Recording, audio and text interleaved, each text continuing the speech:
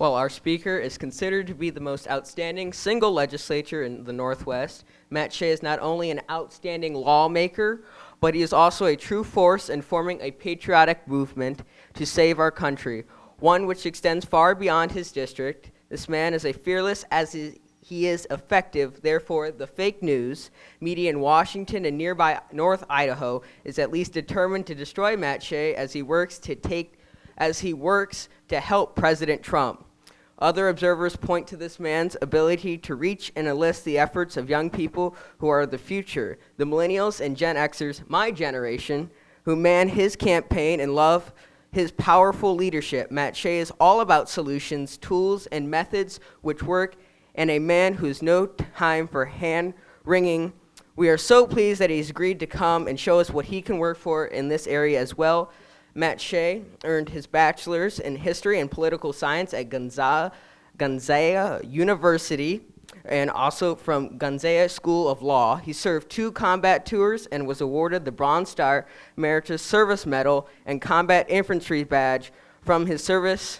In November of 2008, Shea was elected to the House of Representatives to serve in the 4th Legislative District for Washington State. Ladies and gentlemen, Matt Shea. Wow, Dakota, thank you. Thank you, Dakota. I decided to buy some glasses so I can look as good as Dakota does. I love it. So I've been traveling all over the world the last few weeks. I've been in Ukraine. You can see my transcripts if you would like. I've been in Argentina. I've been in Texas. I've been in Phoenix. And now I'm here tonight. And people were asking me earlier, why are you traveling all over the place? Well, part of it's ministry, but part of it also is the fact that I believe that America is worth defending and fighting for, and the threats that we have coming against it are no less than an attempt to destroy everything that our ancestors fought and died for and passed on to us. So you know what? I will go to the ends of the earth to defend Christendom and this great country.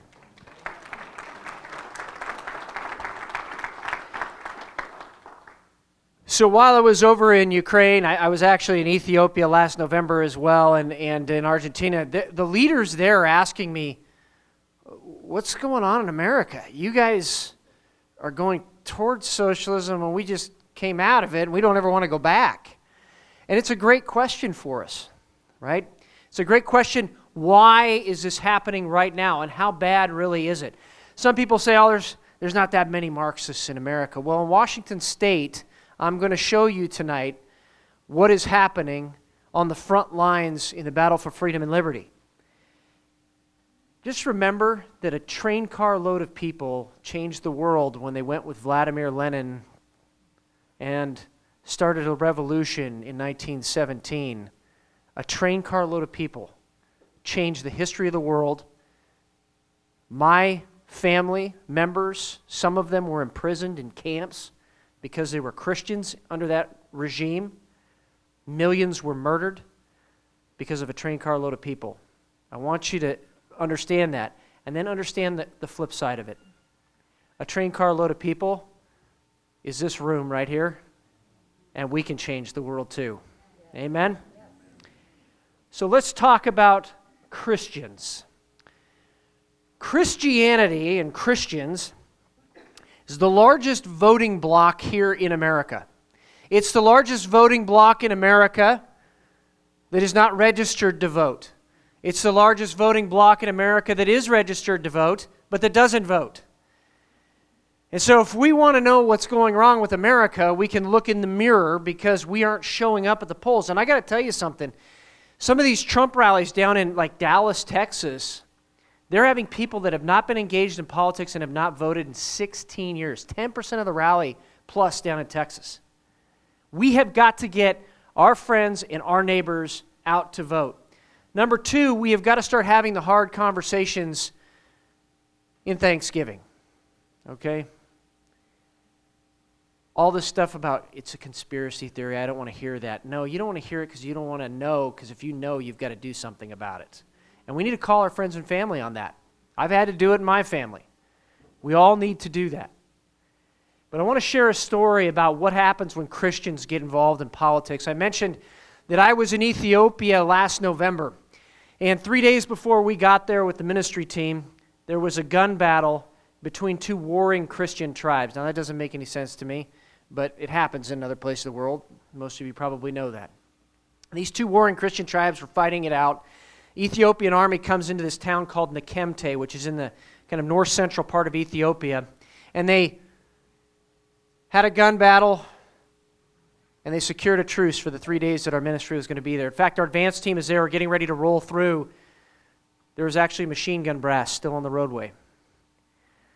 And for somebody that had not been overseas since Iraq, it was very disconcerting to go into a place like that unarmed. And you have to really trust in the Lord, and you know what I mean when I'm saying that. So we get there. The second night that we're there, the richest guy in town who owned the hotel we were staying in. Now, hotel is in quotation marks, okay? Because the toilet seat was missing, there was orange stuff growing in the shower, but I just thank God that there was a bed and no mosquitoes. In Africa, that's a big deal, okay? So that night, he has a feast over at his house. I want you to kind of envision what an Ethiopian feast might look like. And so we're sitting around the table, and at the end of the dinner, he says this. He looks at us and he says, you guys know that the day you leave, the war starts again, right? Man, fatalistic. He's a Christian too. Fatalistic, just defeated. Well, the next day, that many people showed up. There's a drone shot of it. From both warring Christian tribes. And they were praying together, and they were worshiping together. I've never seen that many people in my entire life, all packed in one place. And my pastor just said something really simple from the stage. He just said, whatever the devil had for this area is broken in Jesus' name. That night he told the pastors, there's going to be peace here. And the pastors are like, yeah, okay, you're from America. We know, you don't know how it really works in the rest of the world. But the next morning we were driving out, my local contact, Sammy Ibarra, he was in the back seat. He gets a phone call, and it looks like somebody's died.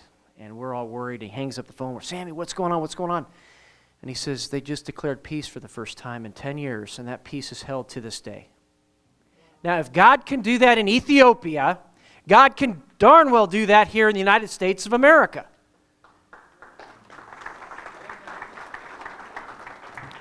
I'm going to go ahead and move this podium so some of y'all can see the screen maybe a little bit better. We need to stop being defeated. Stop acting so defeated all the time. I hear this all the time traveling around. Oh, there's nothing we can do. It's overwhelming. George Soros and this and that. You know what? It is overwhelming, but here's the deal. When we showed up there, we didn't know that was going to happen. But it wasn't our duty to know what was going to happen. It was our duty to show up. It was our duty to stand in the gap, and it was our duty to fight for what was right. And to bring love and to bring freedom and liberty and that message into an area of the world that really needed it. And I got to tell you something. I was shocked to learn that Ethiopian church members over there send missionaries now to America because they consider America a mission field.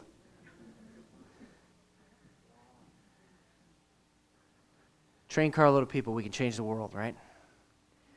But what happens when we fail? I want to share another story with you from Bosnia. 5 years after the war in 2000, I was there with the 3rd Armored Cavalry Regiment. And at that time, people were returning back to their homes for the first time in 5 years.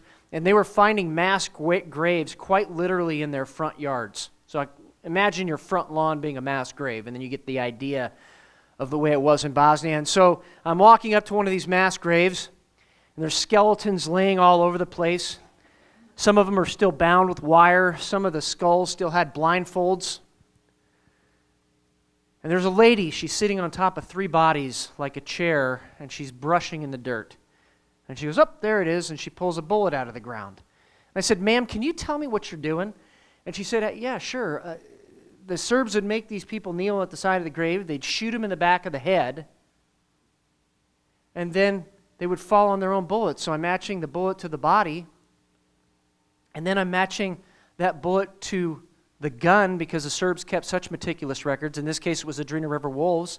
And then matching it to the person assigned that gun, we're prosecuting him for war crimes. Whoa. And right then, Jesus Christ hit me right between the eyes, because I wasn't a Christian then, that if there was that kind of evil in the world, there had to be the opposite and good. Led me on a path. A year and a half later, I gave my life to Jesus Christ. That was the first thing I learned. Second thing I learned, though, that's what happens when Christians are apathetic. That's what happens when Christians stay home. That's what happens when Christians don't get involved. We don't want to see that happen here in America. And I got to tell you something. If you don't think that there are people in this country that are Marxists that would just as soon line you up against a wall and shoot you in the head, if you don't believe that there are elements in this country from the Islamists that would just as soon cut your head off in this country, you are missing what is happening around you right now. We have to be involved. Well, a huge portion of this country, 73%, according to Barna, claim to be Christians. But when it gets to prayer, it's 75%, but then you get down to the do side of things, it's less than 20%. Now, we kind of know this intuitively, that about 20% of the people actually make stuff happen, and you're the 20%, right, because you're here tonight. So let's just kind of stop grousing about it and just accept the fact that we're the 20% and let's go out and make it happen. Amen? Amen. Because this is what's going on in America too. 2011, if you extrapolate this to 2019, it very likely is about triple that original number. These are the attacks on religious liberty that are occurring in America right now against Christians. Against Christians. Against the florist in my state who the Attorney General sued trying to shut their business down. CPS going after parents because they're Christian and want a Christian education for their children, and then having that as the excuse of taking their kids. It's happening in America right now. This isn't in the future. This isn't conspiracy theory. This is fact right now. So first we've got to know ourselves, and I want to go through and prove to you that America is founded on Judeo-Christian principles in 5 minutes. You guys ready? All right, perfect. The very first governing document in America, the Virginia Charter, said the purpose of government was the propagating of the Christian religion to such people as yet live in darkness and miserable ignorance of the true knowledge and worship of God. The second governing document, the Mayflower Compact, said the purpose of government is very simply for the advancement of the Christian faith. Well, that's pretty interesting. The first two governing documents state that. But most people don't know about this document, 1643, the Articles of Confederation of the United Colonies. This was the first document over 100 years before the Articles of Confederation most of you learned about in school, where this said all the colonies are actually combining together, uniting, and this is the first line of that document. Whereas we all came into these parts of America with one and the same end and aim, namely to advance the kingdom of our Lord Jesus Christ and to enjoy the liberties of the gospel in purity with peace. Whoa! That's kind of an important thing. The first document uniting the colonies says that in the first line. But then, 1765 to 1769, a guy named Sir William Blackstone wrote his commentaries on the laws of England. And those commentaries actually were the law in England for about 150 years. The colonists clearly believed this was the law book because it talked about common law. And in that commentary, he did something very interesting. He defined two key terms, the law of nature and the law of nature's God. He defined the law of nature as God's will or truth written into creation, and the law of nature's God as Holy Scripture. So when Thomas Jefferson wrote the Declaration of Independence 7 years later, he used those two legal terms of art very clearly to say that our country is founded on Judeo-Christian principles. You cannot argue that. It was intentional. But then a guy named Karl Marx started writing in the 1840s, and so the United States Congress, the 33rd Congress actually, took up as a question, are we really a Christian nation? They actually did a congressional investigation, both the House and the Senate. And here's what they reported. The first report came out in 1853 by Senator George Badger, quote, "We are a Christian people," end quote. The next year, Representative Meacham came out with his report from the Judiciary Committee and said, had the people during the Revolution had a suspicion of any attempt to war against Christianity, that revolution would have been strangled in its cradle. The 33rd Congress said, yep, we're a Christian nation, after congressional investigation. Then a guy named Charles Darwin started writing, And in 1892, in the Holy Trinity case, the United States Supreme Court actually took up the question, are we a Christian nation? And ruled as a matter of fact and law, quote, this is a Christian nation, end quote. So you have all of the founding documents, especially the first documents. You've got the legal basis, you've got the United States Congress after an investigation, and you've got the United States Supreme Court all saying we're a Christian nation, and we're still arguing this point today. But if that doesn't convince you, I hope this will. Another country actually investigated the West and the United States to find out what made us great. And here is what they discovered. One of the things we were asked to look into is what accounted for the success, in fact, the preeminence of the West all over the world. They said they studied everything from the historical, political, economic, and cultural perspective. First, they thought it was because we had more powerful guns than they had. Then they thought it was because we had the best political system. Next, they thought it was our economic system. But in the last 20 years, we've realized at the heart of your culture is your religion, Christianity. That is why the West has been so powerful. The Christian moral foundation of social and cultural life was what made possible the emergence of capitalism. We don't have any doubt about this. The atheist, communist, Chinese. Even our enemies being the government of China, not the people, even our enemies know what makes America great. Matt, the founding fathers were just a bunch of greedy slave owners. Why do we have to listen to you? Well, let's debunk that myth right now, too. The original draft of the Declaration of Independence that was reported out of the Continental Congress to the full, or out of the committee to the full Continental Congress said this. This was what Thomas Jefferson wrote as a reason for independence. This was one of the things that King George was doing that they were against, the Founding Fathers. This is what he wrote. Determined to keep open a market where men should be bought and sold. He was charging King George with this. He has prostituted his negative for suppressing every legislative attempt to prohibit or restrain this execrable commerce. What that is saying is they have been trying legislatively, repeatedly, to end slavery in the colonies, and the obstacle was King George. Whoa, that would have been kind of neat to learn in school. But then, this is even more interesting. The Founding Fathers in 1808 actually banned the importation of slaves into the United States of America. How many of you knew that? A few? Well, there it is in black and or blue and white. There you go.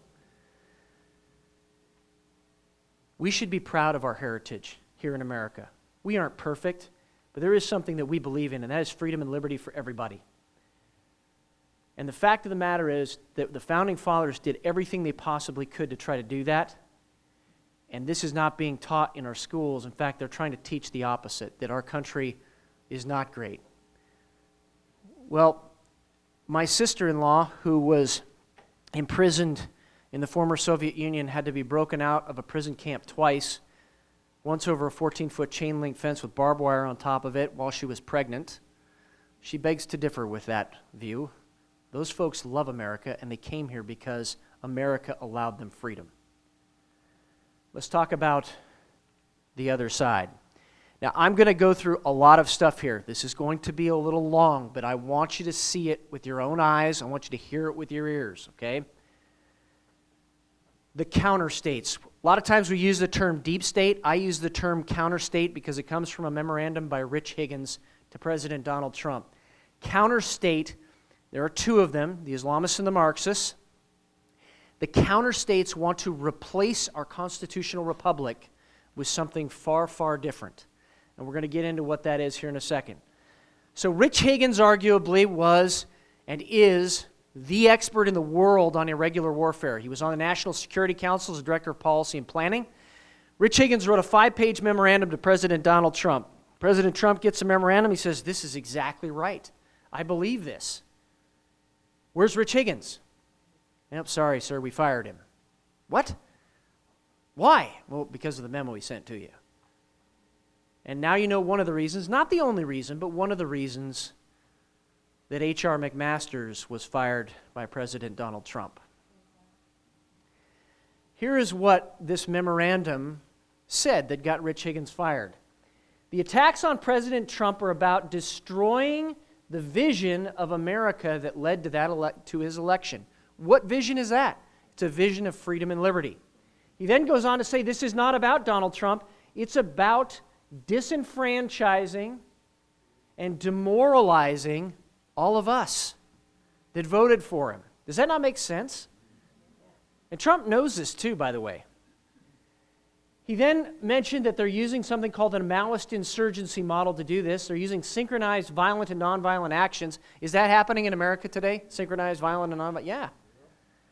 And eventually they want to seize power. He then goes on to describe the Democrat leadership as the primary enabler of the counterstate. Okay? That makes sense. But then he says this about the establishment Republicans in D.C. They are the designated defeat mechanism for the counterstates. In other words, they actually plan on the Republicans at the national level giving up and caving in. And does that not describe what's happening at the national level? You're like, I'm looking at the TV and I'm like, what are you doing? You're snatching defeat from the jaws of victory again. What are you doing? Well, this is what it's called, the designated defeat mechanism. Let's talk about the Maoist insurgency model. There are 5 parts to it. The first is called the mass line. Okay? Mass line, think of it like a central repository of information and messaging that goes out across a mass line of organizations. I want to give you an example of what that might look like. Let's say I'm in South Carolina and I walk into the airport and I see on the TV Easter worshipers. And I'm like, what? Easter what? You mean Christians? And I fly all the way across the country and land in Seattle, and I see on the TV Easter worshipers again. I'm like, where is this coming from? It's the mass line. That's how they utilize it. Number 2 is the United Front, where Marxists and Islamists will show up at the same events on the same stage and look united. And this drives some people crazy because people are like, well, wait a minute, I thought you were for women's rights, but Islamists don't really believe in that. How do you guys, they're utilizing the United Front. The biggest example of this is the Squad. Wow, now it's starting to sink in. By the way, some of them are Islamists, some are members of the Democrat Socialists of America, and vice versa. Violence.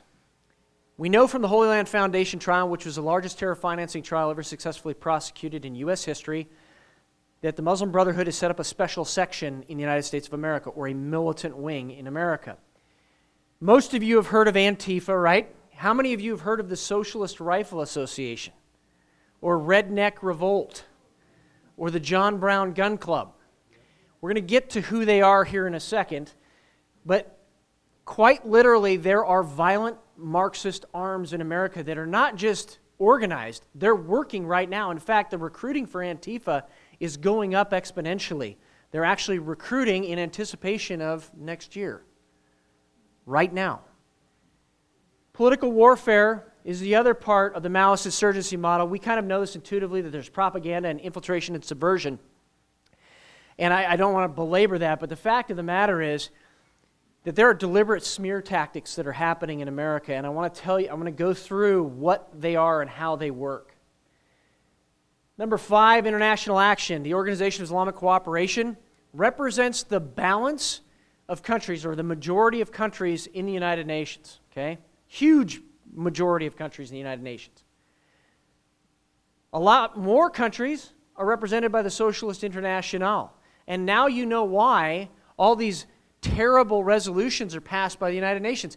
There are many reasons to get the United States out of the United Nations. Those are 2 right there that I think are pretty high on the list. Why do we want to belong to an organization that is quite literally trying to destroy our country and what we believe in? This is how they end up with Chinese agents quite literally in charge of certain agencies of the United Nations. This is how they end up with Islamist countries representing human rights. Does it make sense now? All right. Red-green axis, I want to just drive this point home. Only a coalition of Islamists and Marxists can destroy the United States. That was Carlos the Jackal, one of the most notorious terrorists in history. Then Lieutenant General Mihai Pachipa, he wrote a book called Disinformation. If you haven't read it, it's a great book.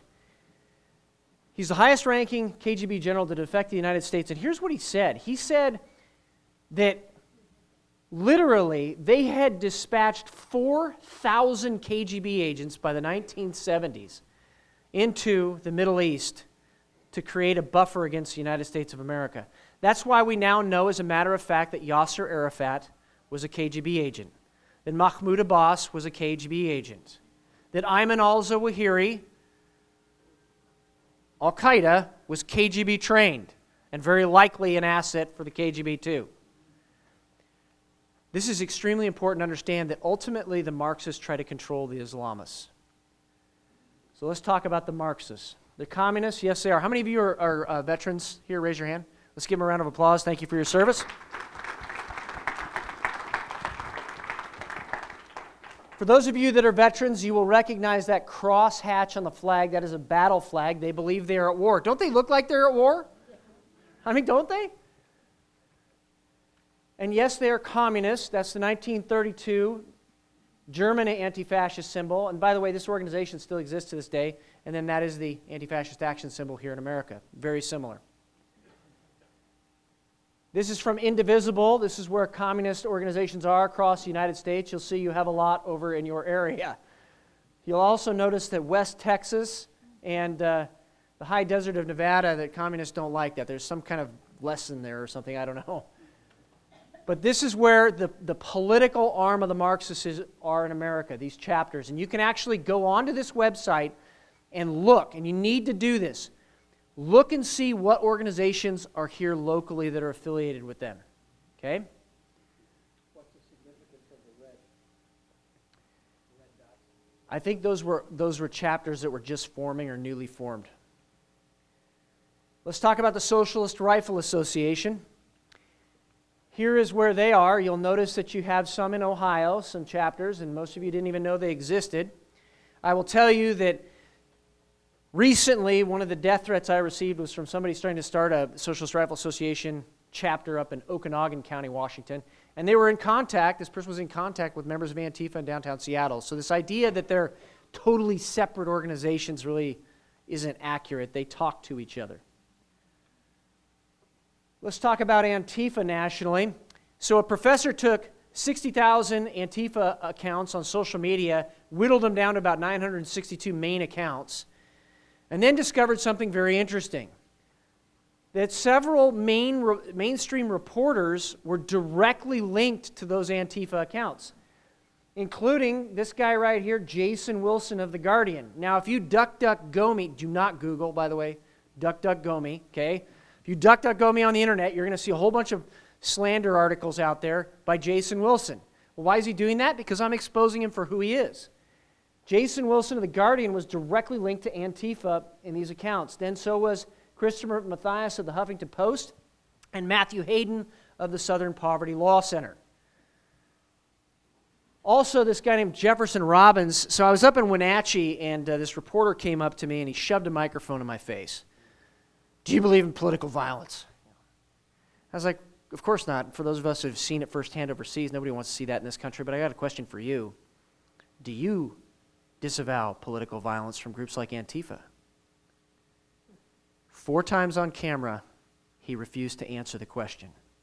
So I looked at him and I said, well, it appears that you are supporting Antifa, so I need to end this interview because I don't want to have anything to do with terrorists or terrorist organizations. And I walked off. Now, you can see that exchange is still up online. But the fact of the matter is they are actively covering for these groups. Actively.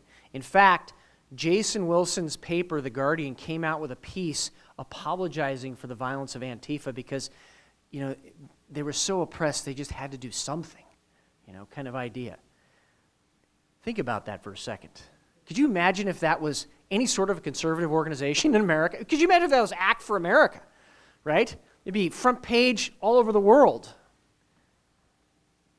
Let's talk about Redneck Revolt, putting the red back in redneck. I don't make this stuff up, just reporting. This is their organizations. They're very closely aligned with the John Brown Gun Club. So the Green Stars are the John Brown Gun Club. The Red Stars are Redneck Revolt. You'll see you've got in your area a few. Well, what is Redneck Revolt? What do they believe? Well, I'm glad you asked me that question. This is from their website. They believe in militant resistance, the need for evolution, and a complete restructuring of society. Who said that? Because it wasn't Redneck Revolt. They copied that from somebody. Do you know who? Karl Marx and Vladimir Lenin. Great. So they're copying from one of the people responsible for the greatest mass murder of people in history, and that's not being reported on. That's interesting. Antifa, this armed Antifa group is what they're calling it, but it was Redneck Revolt. Redneck Revolt published online a terrorist training manual written by a guy named Carlos Margila. Carlos Margila was a Brazilian communist. He was implicated in the kidnapping of an ambassador, U.S. ambassador in 1969. In fact, later that year, he was killed by police down there. But if you read this mini manual of the urban guerrilla and then watch what's going on in the news, they're just following the manual that was published. And here it is, left up online? Really? What about all the deplatforming and the hate and everything? But it doesn't apply apparently to them. Let's talk about Trevor Loudon. Trevor Loudon's done a great amount of research into the communist organizations in America. Here's the bottom line. The Communist Party USA and the Democrat Socialists of America have now combined with intent to try to take over the Democrat Party. Okay? That's probably not surprising. They're not that much. They're not that big, right? Well, they brag, the Democrat Socialists of America, which is the largest Marxist organization in the country, they brag that they have 100 members of the United States House of Representatives that are either sympathizers or members of their organization. They believe that they have 25 senators. Now, I want to ask you this question. How many people does it take to elect leadership in the House of Representatives in the United States of America? So how close are they to their goal? How many in the Senate? 26? How close are they to their goal? Think about that. That's how close. That's why Nancy Pelosi flipped. She did the math too. I want to give an example of a local connection. You need to do this as well. So once you figure out where these organizations are locally, and there's a couple organizations you need to look for. They will typically have something called the Peace something. In our area, it's Peace Justice Action League of Spokane, but it'll be the Peace something. That's usually the heart of the Marxist organizations in your area. Then they'll have something called the Justice something something project. That's the brains of the Marxist organizations in your area. That's the lawyers, okay? So you want to look and find out those two organizations, who they are, where they are, okay? Then go on their website and take a look at the events that they're doing, okay? And you'll find out some very interesting things. So I did this with Spokane just to give you an example. And lo and behold, at their 2016 conference, they had Arslan Bukhari of the Council on American Islamic Relations, this guy, Sean Vestal, and then this lady, Judith LeBlanc. Who are these people? Well, I'm glad you asked. Well, we know who CARE is already, most of you, if you're an ACT anyway. But Judith LeBlanc is a leader in the Communist Party USA. They brought her to my city. Wow.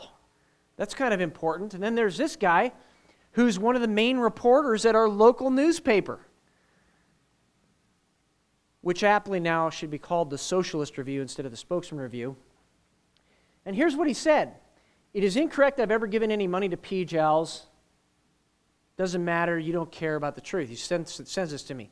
So I just screenshotted his name on the donor list and sent it back to him. And I haven't heard from him since except for the negative articles he keeps writing about me, right?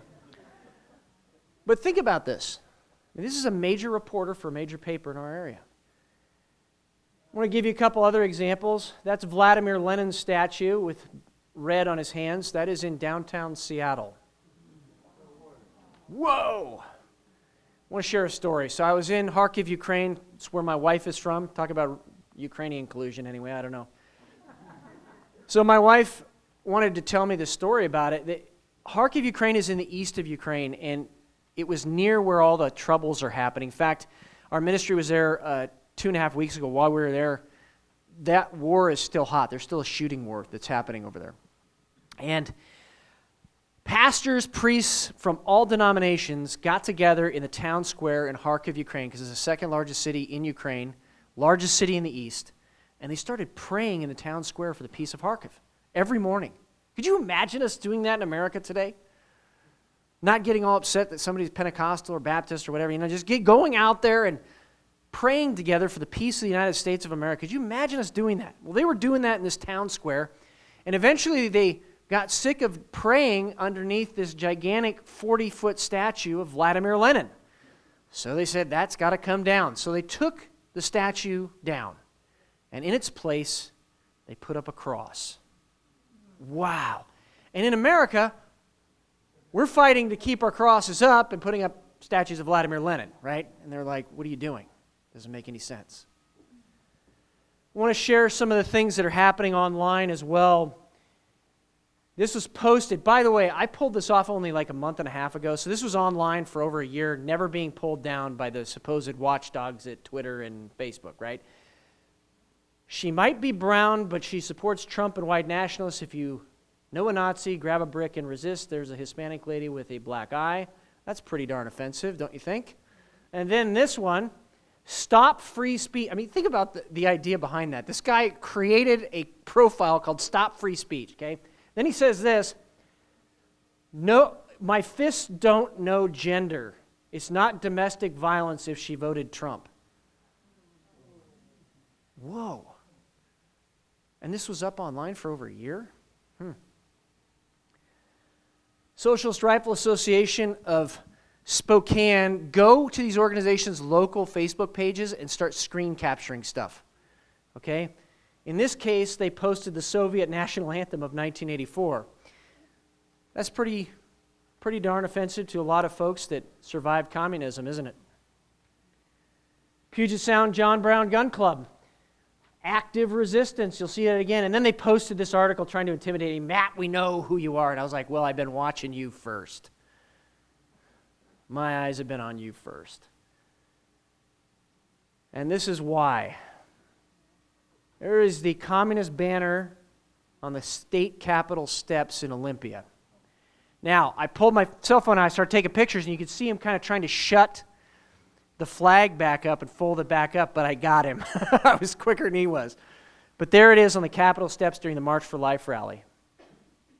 Then you got this, nobody gives you power, you just take it, lady wearing a rifle. Could you imagine an Act for America chapter posting a picture of somebody with an AR-15 saying, nobody gives you power, you just take it? It would be in a news cycle for 3 weeks. And here it is on their Facebook page. How many of you knew that Antifa was being investigated by the FBI for running guns across the southern border from Mexican cartels to start an armed revolution in the United States of America? That's kind of an important thing that should be reported on, don't you think? How many of you knew that the FBI had a field report where they investigated Oakland Antifa flying to Germany to meet with Anti-Fascist Action? Remember that symbol at the beginning from 1932? Meeting with Anti-Fascist Action Germany and a little group called ISIS. That's kind of an important thing. Then you got this guy. How many of you heard about this guy that tried to firebomb a federal facility in Western Washington? A few people? Good. So this guy tried to fire, in his manifesto, he said he is Antifa. Wow, what's that he's wearing? Is that a John Brown Gun Club hat? JBGC. Well, that's interesting. Wow. Could you imagine, again, just imagine, why is law enforcement in Seattle not investigating these organizations when they're clearly linked? Trump, in response to that whole thing, he said, how come Antifa never taxed bikers for Trump? I thought that was really funny, so I always put that in. I love Trump sometimes. So awesome. All right. AOC refused to condemn this attack on the ICE facility. CNN refuses to comment on it. They didn't cut the John Brown Gun Club hat totally off. The El Paso shooter, if you actually read his manifesto, they tried to make him sound like he was some sort of a right-wing guy. And I don't like the right-left political paradigm. It's 0% power to 100% power, and we're way back on this limited government side. But the El Paso shooter's manifesto clearly stated that he was for universal basic income, universal health care, things that are not what we would consider constitutional. Most of you knew about the Dayton shooter and his ties to the left, but how many of you knew that he was in direct conversation with the Socialist Rifle Association? That's kind of an important thing to know about. So let's talk about the roots of communism. Marxism is rooted in evil, quite literally. This book is actually still available on Amazon. Now, some people say, well, that title is not an accurate translation. Okay, but nobody talks or argues about the content, because the fact is that Marxism is rabidly anti-Semitic and rabidly anti-Christian, and everybody knows it. And in fact, General Pachipa in his book Disinformation talks about the fact that there was a shrine at the KGB headquarters in Moscow to effectively anti-Semitism. And everybody else knows that has been to that part of the world that Christians were horrifically persecuted as well. In fact, Christians, this comes from my family. My father-in-law was actually in the Gulag with Alexander Solzhenitsyn. And these guys talked about the fact that they would watch to see what would happen to the Jewish people because they knew it was coming to the Christians immediately after. It was a warning sign to them. Because the Communist Manifesto says it very simply, the goal of Marxism is to abolish private property and to abolish all religion and all morality. Why? Because if you don't have any moral foundation, you are easier to control, and if you don't have any property, you can't fight back. Pretty simple, but that's what he believed. He also wrote about evil in his poetry in 1837. Here, I'll just do a couple lines here. He says he'll throw his arms around its harsh reality, embracing him, the world will dumbly pass away and then sink down to utter nothingness, perished with no existence. That would be really living. No, actually, that sounds like hell. Okay. Then he writes in the Invocation of One in Despair that he wishes to avenge himself against the one, capital O, who rules above, or that being that enthroned Lord, capital L. Pale Maiden, he writes, thus heaven he's forfeited, he knows it full well, his soul once true to God is chosen for hell. Karl Marx wrote this stuff. You can go look it up online. He based Marxism in evil. We all know about Rules for Radicals and Saul Alinsky, and he dedicated his book to the evil one as well. And there it is, in black and red. Later, a guy named Antonio Gramsci, he actually wrote for the Italian socialist newspaper, okay? It was called Avanti, or Forward, all right? And here's what he said. Socialism is precisely the religion that must overwhelm Christianity. In the New Order, socialism will triumph by first capturing the culture via infiltration of the schools. Has that happened?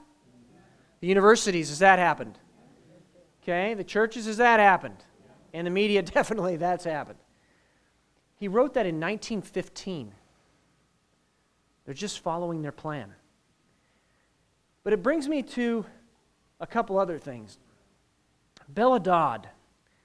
Bella Dodd testified in 1953 something very interesting. First, she said very clearly that the fundamental purpose of the communist, and by the way, she used the word conspiracy, was to undermine man's faith in his God and his religion. Then she goes on to testify that communism is a way of life, almost like a religion, a way of life. Now remember that way of life quote, because that is a thread through both counter states.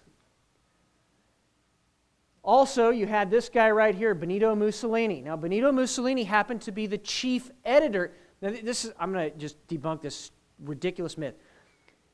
They keep saying that fascism is kind of conservative, right? It's on the right. Okay.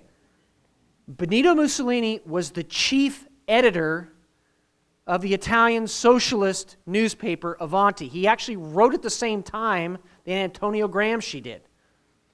In addition to that, he chose fascism as a compromise position because he didn't think Italians would take full socialism. Hitler then took it, that's them riding in a car together, then took his policies, because they were working well, at least according to Hitler's perspective, in Italy, and then brought them to Germany as part of the National Socialist platform. So this whole idea that fascism is somehow conservative is beyond ridiculous historically and logically. But I have a question for you. What president of the United States of America had as his campaign slogan, "Forward"? Barack Obama. There's nothing new under the sun, is there? That's interesting.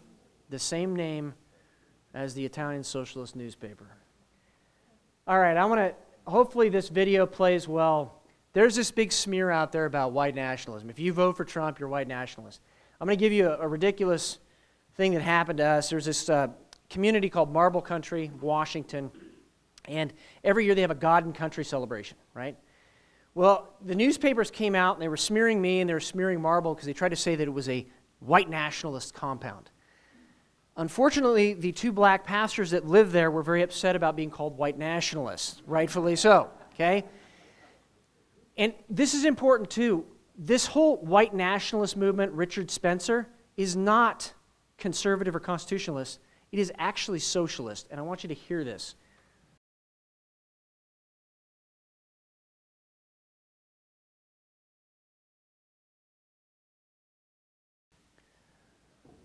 Actually, in the interview later, Dinesh D'Souza goes, "So you're really a socialist, aren't you?" And he goes, yeah, I guess I am. Okay? Let's tell all our friends and family about that, and you can even show them the clip. This is manufactured garbage from the mainstream media that they're trying to put onto us, and I'm going to show you why they're doing that here in a second, and it'll shock you. So infiltration and subversion, I want to talk about this very briefly. So I talked about Bella Dodd, but we also know now as a matter of historic fact that there were over 329 confirmed KGB, at that time it was NKVD, agents in the Roosevelt administration.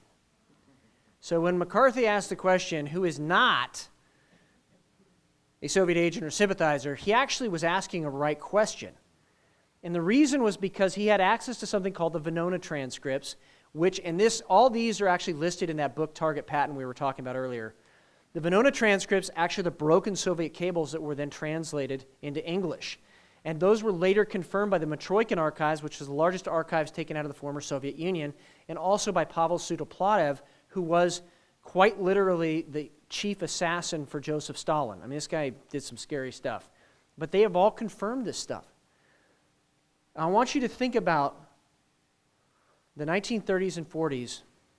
I want you to think about today. We are facing the exact same situation and issues, where we had government infiltrated by people that don't really love this country, people that want to see this country destroyed. The Ukrainians, very interestingly, at the end of World War II, some of their heroes who were fighting for freedom actually reached out to American counterintelligence to tell them about the threat to George Patton's life, because they were trying to root out corruption of the deep state at that time and help America preserve its freedom. Ukrainians know that history. Very few Americans know that history. But now here you have the Ukrainians again reaching out to America trying to root out corruption. While I was over there, a Ukrainian politician actually did a press conference and said, we have the documents proving that Joe Biden was paid directly from Burisma, and apparently it was $900,000 or something is the allegation. Okay, here's the thing. There are, in each country that I've been to anyway, there are groups of people that believe in freedom and liberty, and they're fighting just as hard as we are to try and have it for their country. And guess where they're looking for the example on how to do that? Right here. All of us in America. I want to talk about the Hegelian dialectic very quickly. Here is the Hegelian dialectic. Here's how the left works, okay? We will say, I'm going to use marriage as an example. Marriage is between one man and one woman. No, actually, it should be between one person and 5 people. That's insane. Marriage is between one man and one woman. How about we compromise it, domestic partnerships, and then same-sex marriage, and then, and we keep going to the left. That's how the dialectic works. It is a trajectory over time. And if you don't understand that, you miss the subtle wins that the left has. People say, oh, the left is failing. Democrats are failing. Marxists are failing. No, they're not. They're just slowly moving in the direction that they've always wanted to. Next thing is the Delphi technique. You'll see this going to school board meetings. We have irrigation districts in Washington, irrigation districts meeting. You'll see this happen where they'll have a facilitator, okay? And here's how it works. You go into the room, and the facilitator has a predetermined outcome that they want to get to, but they want to make sure everybody has a chance to talk, right? When it's your turn to talk, you stand up and say, that is the stupidest idea I have ever heard. Why do we need a tax increase? And at that time, all of a sudden, all these people on the outside of the room, they start booing you. Boo, I can't believe you don't believe the way we do. And the facilitator will say, well, it's just really you that has the different opinion here. And they'll try to agitate you and get you angry, get a reason to get you out of the room and come to the consensus and say, the community actually supports this now, when that's really not true. Okay, you guys ready on how to break this? I want to teach you how to break this. You ready? Here's how you do it. Here's how you organize. Go into a room and sit your people at the outside of the room. Pick one person who's hopefully very articulate to stand up in the middle of the meeting and go, that's the stupidest idea I've ever heard. And then everybody on the outside of the room goes, yeah, it is the stupidest idea we ever heard. And then you'll watch this happen. You'll see the facilitator go, well, thank you very much for coming today. We really appreciate your input on this issue. And I think we have all the input we need today. Thank you. And then they leave. And then keep doing that as much as you need to. Rinse and repeat. Social justice warrior rules. This comes from Vox Day. Social justice warriors always lie. They always double down on their lie. And they always project. So let me give you an example. If somebody tries to accuse somebody of being a Russian asset, it's probably that person that's the Russian asset, okay? Just as an example. Or if they accuse somebody of Russian collusion, it's probably that person that was colluding with the Russians. They always try to do this. It's called projection. And if you understand this, it's actually good intelligence in politics. Because as soon as they start attacking you and accusing you of stuff, you know what they're actually up to and you can start investigating those things. You follow me? The noble champion of the oppressed or the holy sanctified victim. We need to learn to bring people forward that are poster children. And particularly find folks that lived in former communist countries and have them out front telling their story in front of the camera. It's critical to put a face on this stuff. Follow the money and the leadership. Let me talk about the targeting sequence here really quick. This is what they do. It doesn't, and this is critical. It doesn't matter what you say. It doesn't matter how you say it. Now that's not saying you should be, just careless and reckless. But if they choose you, if they target you, they are going to come after you and find something. And if they don't find something, they'll just make it up, okay? And then they want you to apologize. Don't apologize. Stop apologizing for being on the right side of truth and righteousness and our Constitution. Because apologizing is not enough, and then they try to destroy you. It's so important. So be gracious to some of your elected officials. A lot of us, we have this, hey, I could have said that better. No, it doesn't matter. You need to understand what they're trying to do to you. They use the wrap-up smear. They'll use these new terms. By the way, you'll see these coming out soon. Christian supremacy and violent. Now it's violent white nationalism, right?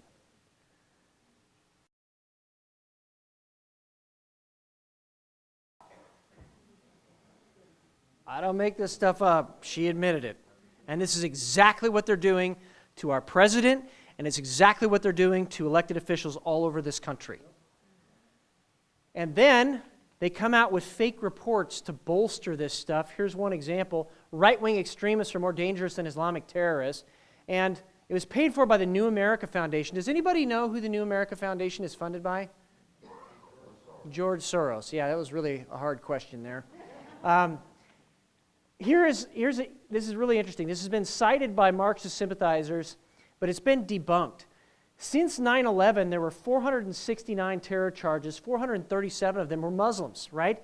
And they don't report that part of it. They try to lower the number. And for example, they tried to make it sound like there were 66 between 2013 and 18, but 59 of those were Las Vegas. And they tried to say that was a right-wing issue. Okay? So you have to look at the data. The bottom line is, since 9/11, the overwhelming number have been Islamist. I want to bring this up too. This is why they're trying to label us with smears. This is why. And this is happening in Washington State. It just happened last week. You're the first audience probably to see this. But this guy was a suspected neo-Nazi, and based on everything that I know, he was a creep, and believed everything against this country. But here is the part that really is interesting. The prosecutor said that the federal government came to him and that they didn't have enough evidence to file a criminal charge, so they used the red flag law to take this guy's guns for what he believed. This just happened. It also happened to a Korean War veteran, and it also happened based on a meme in Connecticut. They've seized almost 1,100 firearms using this process in the last year and a half in King County.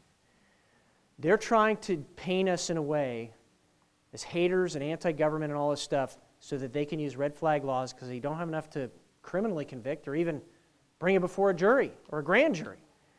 They want to just take it based on the lower evidence standard of red flag laws. And this is one of the ways that they're going to try to confiscate firearms in America, mark my words, because it's already happening. They also are using police and what I would call agency enforcement mechanisms to come after people. This is Antifa recruitment, talking about how to use CPS against Trump supporters. Here's a blow-up of it. I just called the police on my neighbor. He has a Trump sign on his front lawn. I told the police that I think he's abusing his daughter. And they're starting to do this not just to normal folks, they're also doing this to elected officials now. Okay? Also, there's the Cloward-Piven Strategy. Most of you probably have heard of it. For those of you that have not, when people try to tell me, well, they're failing and healthcare is failing, it's supposed to fail according to their plan. That's what they want to have happen. They want to have healthcare fail. They want to have rampant homelessness. They want to have a failure of the system because it's part of the Cloward-Piven strategy that once the system fails, they come in with more socialism. This is from the Deep Green Resistance. This is their taxonomy of action. Civil disobedience and mutiny and insubordination. Is that happening in the Trump administration right now? And then violence against humans and property. That's starting to happen in this country as well. And this is all their plan. They've laid it out in this book. So let's talk about the Islamists. I want to focus on the Muslim Brotherhood. This is going to make it a little long. It's only 5 minutes. You guys want to see the history of Islam in 5 minutes? It's from Bill Warner.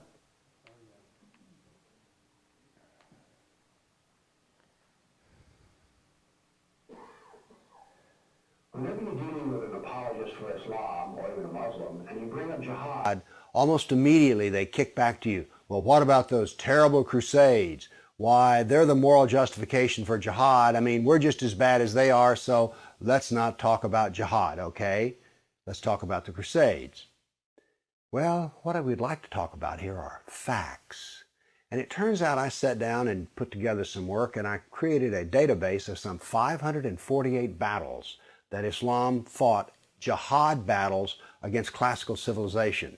And these aren't even all the battles. It really doesn't say much about Africa and India, Afghanistan and all that. It's primarily the battles against the classical civilization of Rome and Greece.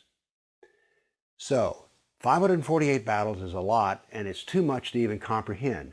So I created something which I call a dynamic battle map, in which you have a display of the Mediterranean, and a white dot means that this 20-year period, that's a new battle. So every time the screen changes, it's 20-year period. The colors white turn to red, and so you can see a history. This may seem a little confusing, but I think when you see it, you'll know exactly what I mean. And here it starts. Islam burst out of the Arabian Peninsula and immediately starts attacking the Middle East. And notice that it doesn't take long until they're crossing the Mediterranean and attacking southern France and Spain.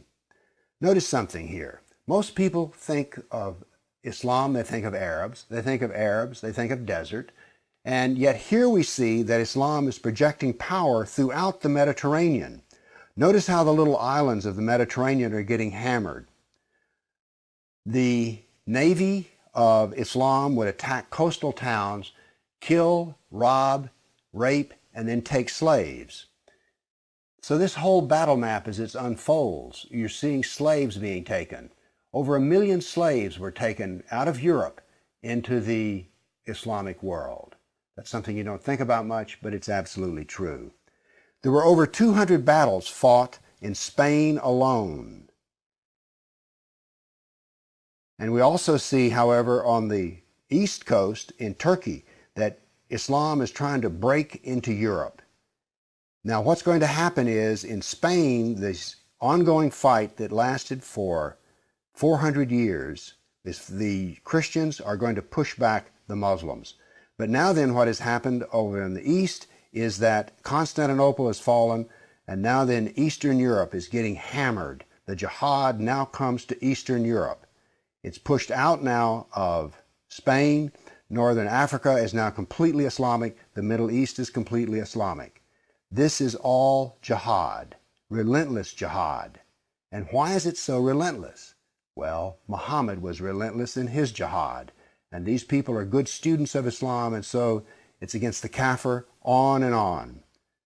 It was traditional that when the Sultan came to power, the brand new Sultan, he would immediately try to launch new wars because he was going to be noted in his Islamic history as to how well he fought against the kafir. So that's what the jihad looked like over that time period, 548 battles. But remember, when you bring up jihad, people want to bring up the Crusades. So I also prepared a dynamic battle map of all the offensive raids of the Crusaders. Let's watch it and make a comparison. And so it begins. The Crusades enter into Turkey and the Middle East.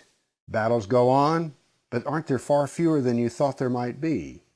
And here we go. The last battles are fought, and that is the end of the Crusades. So now then we can talk about some facts. Yes, there were Crusades, but notice they ended centuries ago, and jihad is being practiced today. Jihad has been with us for 1,400 years. There is no comparison between jihad and the Crusades. Certainly not a moral comparison. Certainly not a moral comparison. I love that because it is so dynamic and refutes a lot of the stuff that is out there. Let's talk about mosques in America today. You'll notice a couple of things where the targets are, purple and red, the states, and most of you know that if you live here. But you'll also notice here's where the terrorist events have happened. This is from IPT, or Investigative Project Terrorism. You'll notice that it's very similar to where the mosques are. Not necessarily saying that causation is correlation, just saying it's interesting.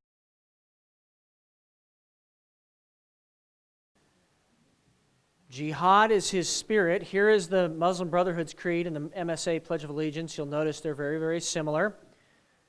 But I want to get to what he just said. What is jihad? Well, it's warfare against non-Muslims. Well, who are non-Muslims? Christians and Jews. So let's take Christians right now. So jihad is his spirit. So warfare against Christians is his spirit. So warfare against Christ is his spirit. And who does that describe? The Antichrist, which is very clear discernment for all of us. And that was in their own words. Then you have people that say, well, Islam is a religion. Only the foremost textbook, unfortunately, in America, What Islam is All About, says that Islam actually is a way of life. So which is it? This is the one you're teaching in schools. Because if it's a way of life or a theopolitical construct, that's very, very different than a religion, is it not?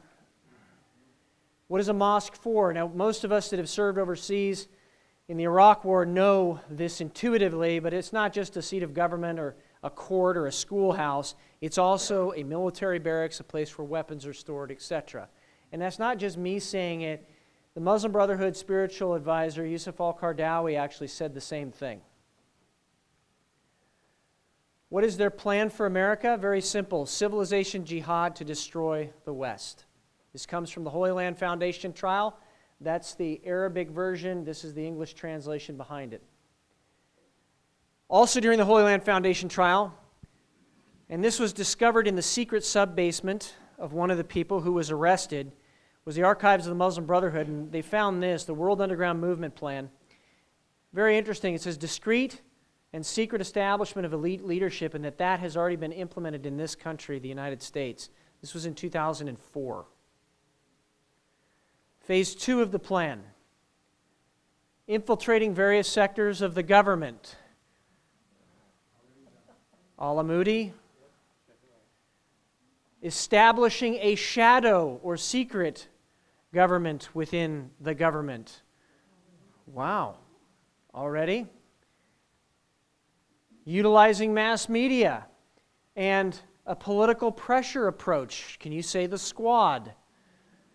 But at the same time that those two things are happening, they're supposed to be training on weapons domestically and overseas in anticipation of 0 hour. For those of you that don't know that military term, 0 hour is the start of hostilities in a particular given country. And then lastly, of course, they want to establish an Islamic State. So in the Holy Land Foundation trial, there was a list of unindicted co-conspirators that were found, as a matter of fact, in law to be unindicted co-conspirators. And one of those was the North American Islamic Trust.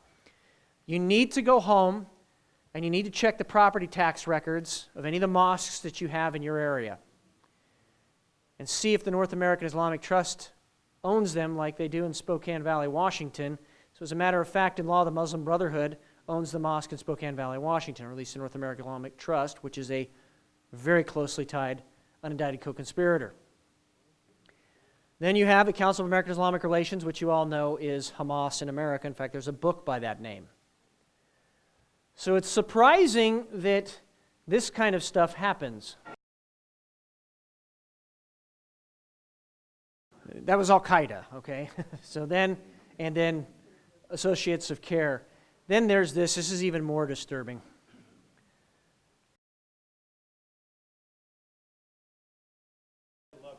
I love Louis Gohmert. I know, that was awesome.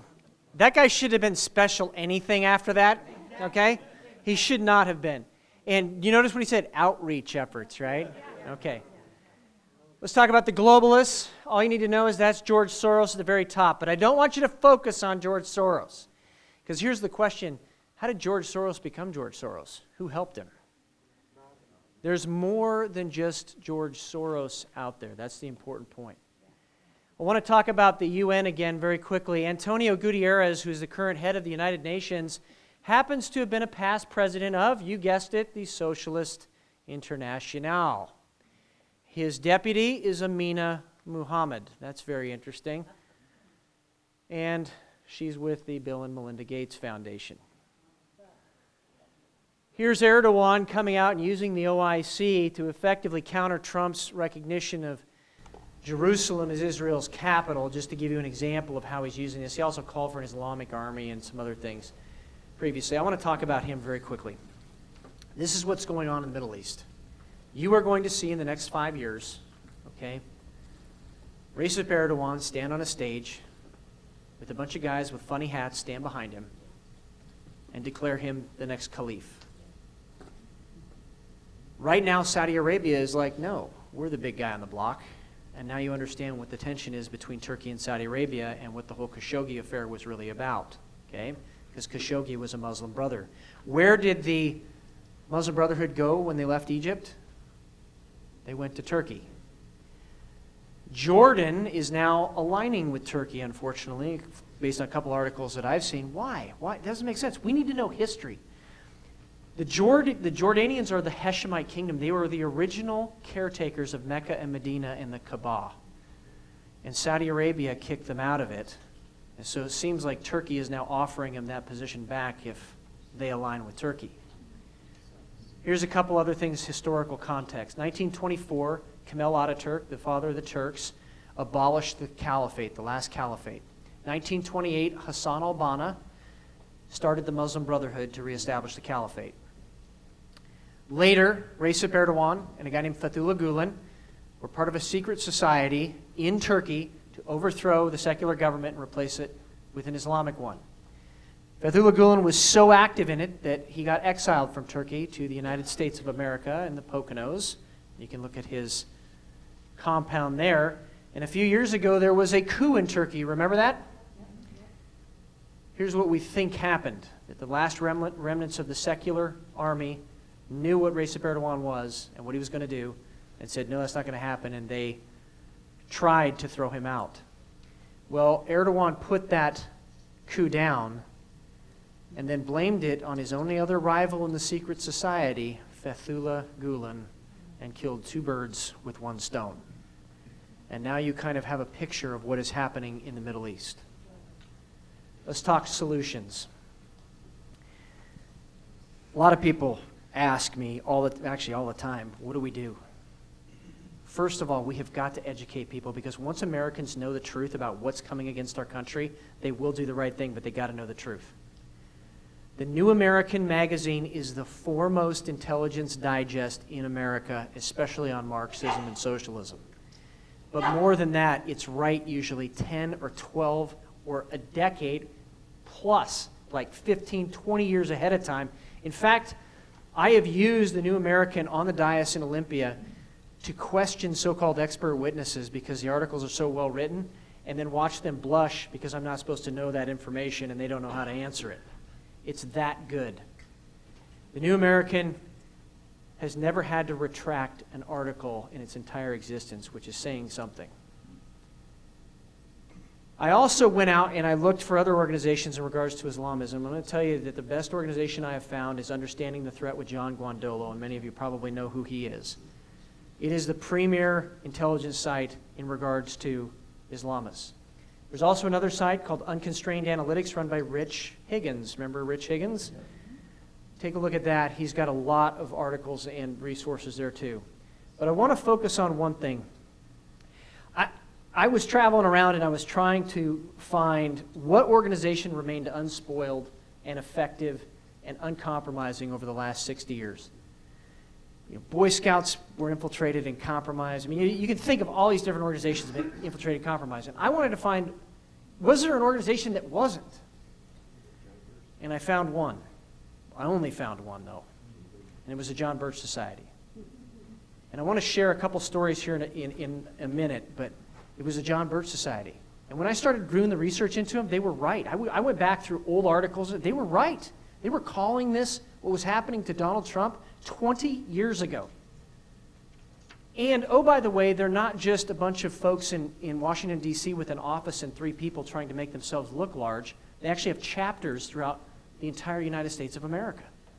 And I was kind of stunned by that, because that's how we need to take back the initiative, and that is how we need to reclaim and restore our republic. They also have a monthly bulletin that lays out what the action plan is for the month for all the chapters and members, but it leaves room for whatever local issues you have to deal with. Also very interesting was this idea of an influence network, where you have a lot of people that maybe don't want to be out front. It might be some of you, but you're totally willing to support. And there's maybe 12 people that are willing to be out front to do stuff. But this influence network was critical. And I want to give you an example of what happened to me. The Southern Poverty Law Center sent a letter to every single one of my donors, trying to get them to turn money around. And because of this influence network, not one person budged. And that's the power of it, that the influence network is set up ahead of time, so when the attacks start coming, you're already able to withstand it. And then lastly, it's a consistent agenda that is uncompromising. So you don't see a different view of the right to bear arms this year than 10 years ago, right? That bump stocks suddenly they're on the table to give up, right? We need to compromise. No. John Birch Society said no. There's an unalienable right to life, liberty, property, and the ability to defend the same. We're going to stand on that. That's the kind of organization I want to be a part of. This is not General Patton's quote. This is mine, but I love General Patton, so there's his picture. Okay, so leadership is not about the ability to compromise. It's about the ability not to be able to articulate your position, to bring people over to your point of view. I want to give some specific examples. I want to give you 7 stories of where the society has weighed in. And people say, well, I've never heard about the John Birch Society doing anything. Well, that's because they don't toot their own horn. They're too busy out doing things and making it happen. Larry Wooten memo. Bundys are in jail. They've been acquitted in Oregon, but they're being tried in Nevada. I get quite literally a package dropped on my front doorstep.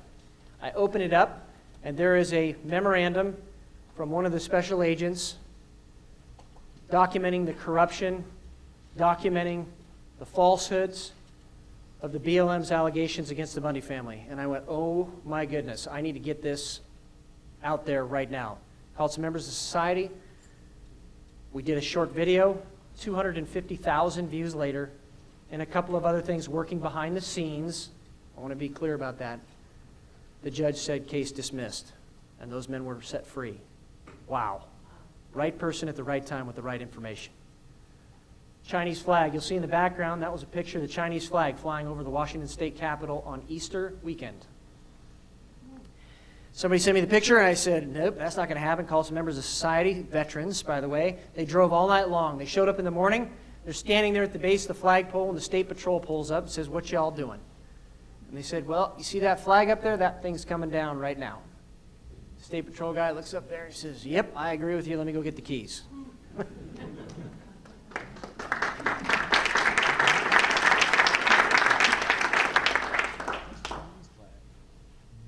Had a couple folks from the Vietnamese community approach me. They wanted to come have lunch, and they sit down with me. We said hello, introduced each other, and then the first question they asked me was this: who's in charge of the local John Birch chapter? It's a great question. Why are you asking that first? Well, because they're the foremost anti-communist organization in the country, and we don't want to go back to communism. Wow. USMCA. It's a trade agreement that is anything but free trade, and I don't think Trump has read it, unfortunately. But I had the JBS bulletin came out. I'm talking with some members. One of the members says, hey, there's a resolution to support the USMCA. And I said, hey, how many of you have actually read this? And of course, nobody raised their hand. And I started going through all of the things that this supports transgender stuff and forced unionization, gives away our sovereignty. Do you support that? Well, no, of course not. And people didn't sign the resolution. Again, right person at the right time with the right information.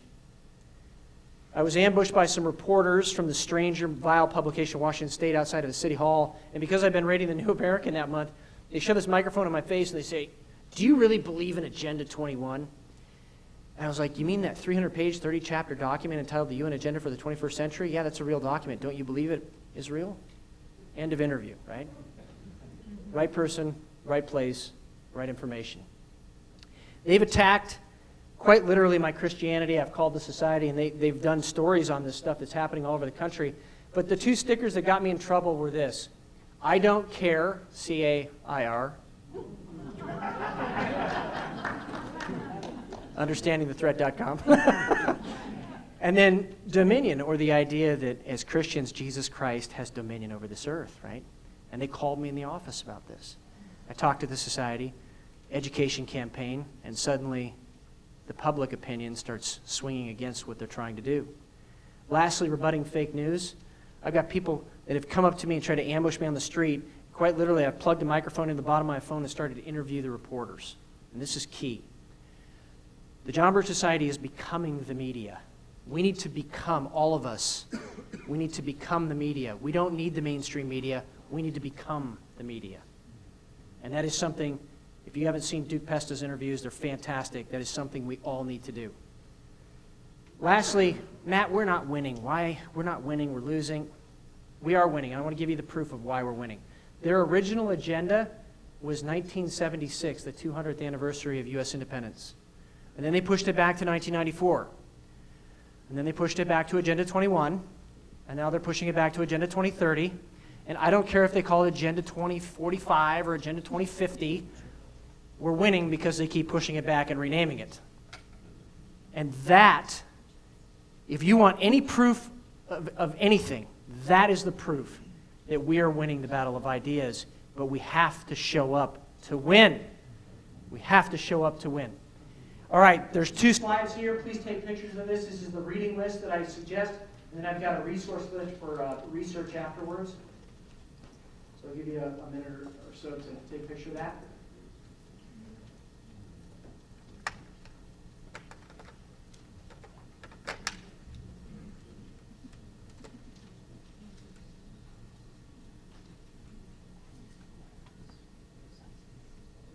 Okay, I'm getting ready to switch. Ready? Okay. Don't do it.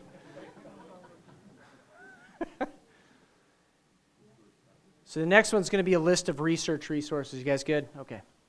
Next one is a list of research resources that you can go check this stuff out on your own.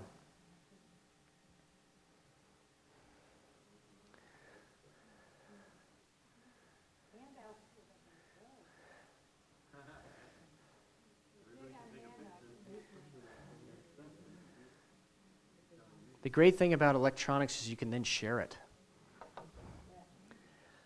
So I want to end with this idea. When you leave here today, you now know that you have to do something. If you're not a member of the ACT chapter here locally, if you're not a member of the John Birch Society here locally, you now have an assignment because you know the organizations that are effective, that can make stuff happen and combat what we're seeing in this country.